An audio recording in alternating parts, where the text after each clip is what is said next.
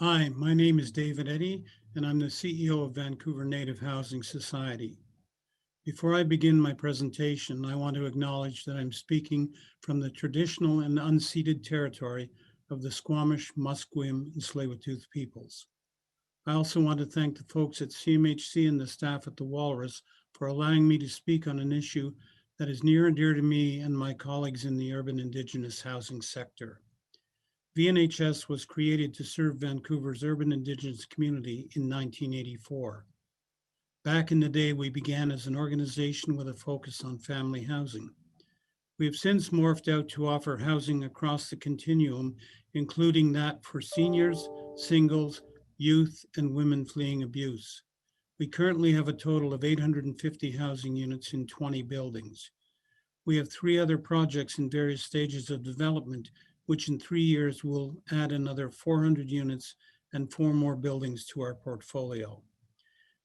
The early 1970s to the early 1990s were, in many people's opinion, the heyday of social housing in Canada. In fact, I think it's fair to say that the programs created, mostly by CMHC, were the envy of the Western world in terms of innovation and delivery. The Canadian cooperative housing movement got its start then as well.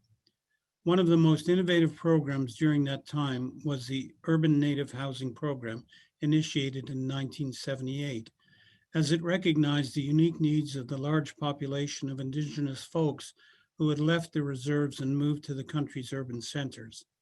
In 1993, the federal government of the day, for reasons they put down to deficit reduction, decided to end their involvement in creating any new social and affordable housing programs. This has been the situation until very recently, when the most recent federal government began working on a national housing strategy for the mainstream population and a separate Indigenous housing strategy. In essence, the feds are getting back in the game, which of course in our minds is nothing but good news. However, there is one area in the proposed Indigenous housing strategy that causes those of us in urban, rural, and northern Indigenous housing sector grave concern. The federal government has expressed that their Indigenous housing strategy have three distinctions, which are First Nations, Inuit, and Métis. We understand and agree that these separate groups have housing requirements that are grave, obvious, and need to be considered. Our problem is that it leaves a separate distinction or group, which is by far the largest number of Indigenous people in the country, out in the cold, so to speak.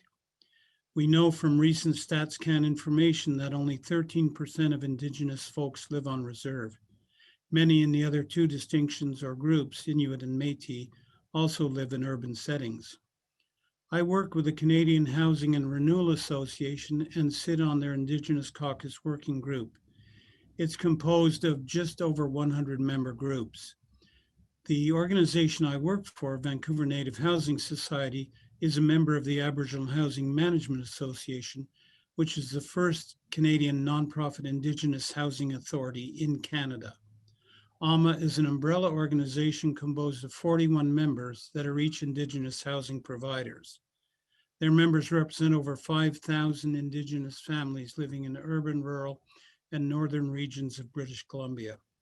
Both of these organizations support the concept that we call FIBI, for Indigenous, by Indigenous, whereby we support the concept of a fourth distinction, which we call the urban, rural, and northern housing. And we estimate includes at least 75% of all Indigenous peoples living in Canada.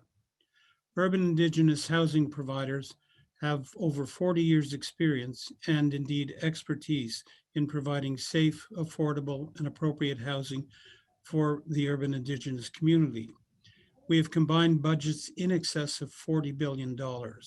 We are the only ones providing this service for our client group. We know the record shows our efforts have resulted in effective, efficient, and professional service, as well as compassionate and supportive care to our tenants. We are the only ones that have been doing this and believe we've been doing so in an effective, efficient, and professional manner. We've been lobbying the federal government for the last 2 years to make what we consider to be necessary and obvious changes to include our fourth distinction. For the first year and a half, these efforts have fallen on deaf ears. We're just now starting to see them gaining traction. Our message to our friends in the federal government is, your predecessors did good when they created the urban native housing program back in the 70s. It still works extremely well. It's not broken, so please don't try to fix it. Please include the fourth distinction of urban, rural, and northern housing in the new Indigenous housing strategy. Thank you.